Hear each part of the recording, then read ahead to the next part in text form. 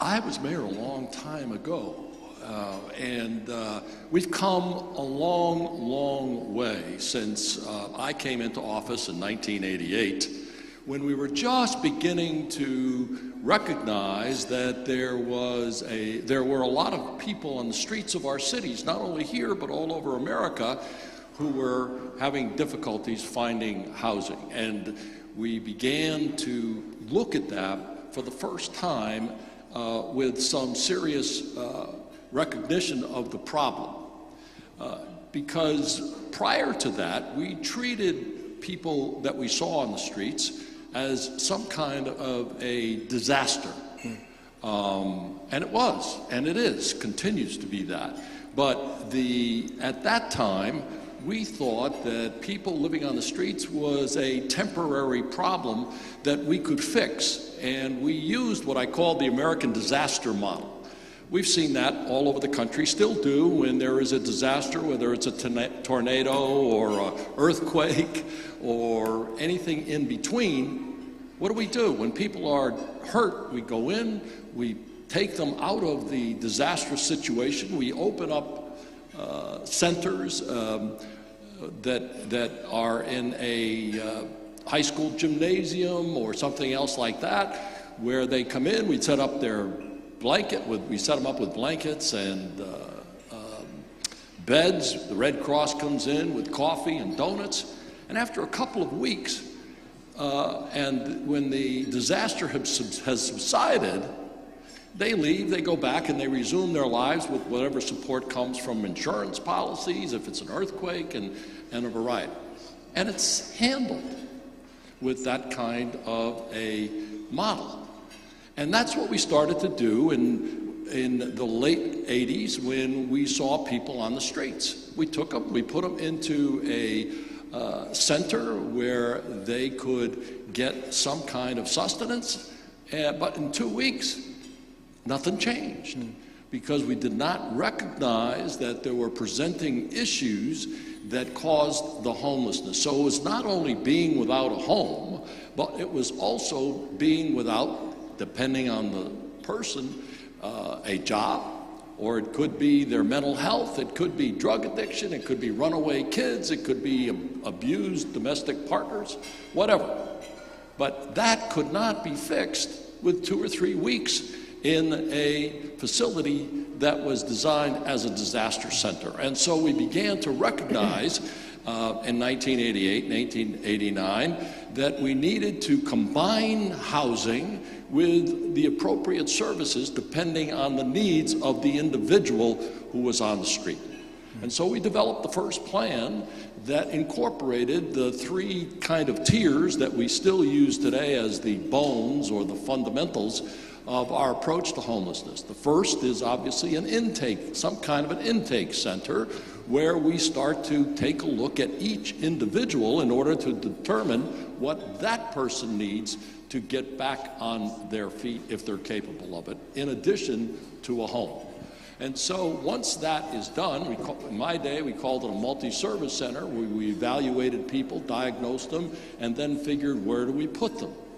The second tier, of course, is transition housing with services across the board, and clearly the Salvation Army was one of the first. For me, when we started in 1988 with Beyond Shelter, and they created one of the first transition housing, the second tier in the 3-tier system we use, which was a place for homeless families and their children. It's called Harbor House, and it's been there ever since I was in office 30 years ago.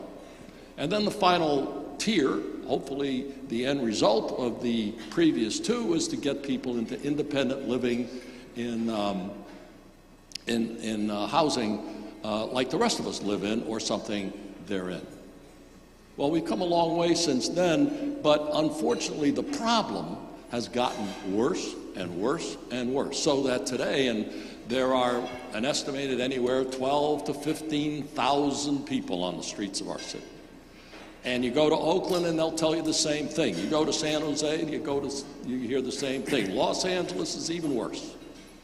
So despite the fact that we've done extraordinary things with nonprofit partners, the private sector, as well as government, with mayors ever since me giving their undivided attention to it, and I think that Mayor London, as she suggested in her comments, has had a double whammy, because in addition to dealing with the problem of homelessness, which is a serious #1 issue for all of us here in this city, she's had the challenge of dealing with a pandemic that, as she said, is even worse than trying to deal with an earthquake at the same time.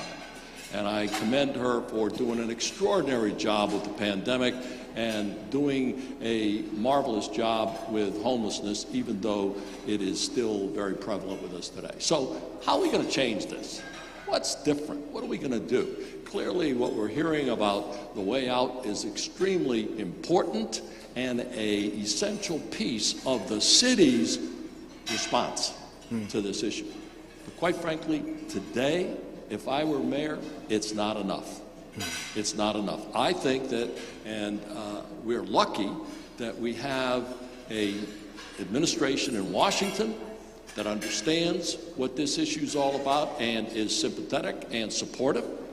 But even more important, here in California, we've got a governor who has been a mayor in this city, who knows this better than anyone, and has made this an important priority for his administration in Sacramento, because he brings with him the understanding of what a mayor is going through here today.